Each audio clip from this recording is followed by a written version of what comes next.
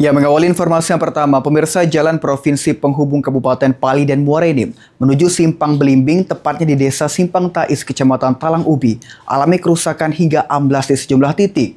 Kondisi ini mengganggu kenyamanan dan keselamatan pengguna jalan yang melintas.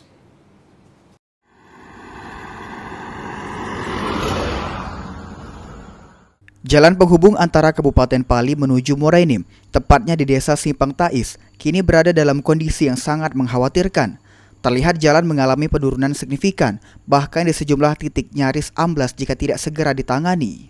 Kondisi ini diperparah oleh faktor cuaca serta tingginya intensitas kendaraan berat yang kerap melintasi jalur tersebut. Padahal jalan ini merupakan akses vital yang menghubungkan aktivitas ekonomi antar wilayah. Apabila kondisi jalan terus dibiarkan, dapat mengganggu aktivitas masyarakat dan menimbulkan resiko kecelakaan bagi pengguna jalan. Rio, selaku Kaur Perencanaan Desa Simpang Tais, menyampaikan hingga saat ini belum ada pihak pemerintah provinsi yang turun langsung ke lokasi. Namun pihak desa telah berinisiatif memasang rambu peringatan agar pengguna jalan lebih waspada terhadap kondisi jalan yang amblas.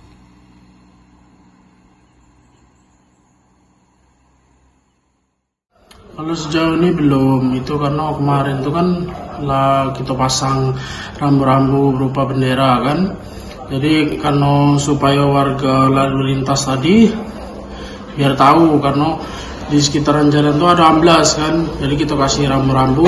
Kemarin tuh rencananya ada dari PU dari Polres ada yang masang rambu-rambu itu kan.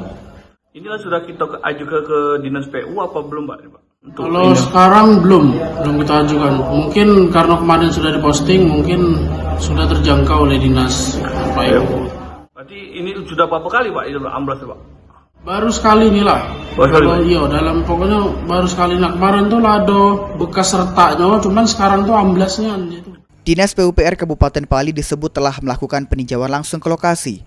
Diketahui kejadian amblas ini baru pertama kali terjadi, meski sebelumnya sudah muncul retakan pada badan jalan. Di bawah jalan tersebut juga terdapat gorong-gorong anak sungai yang diduga menjadi salah satu faktor penyebab. Idam, PAL TV.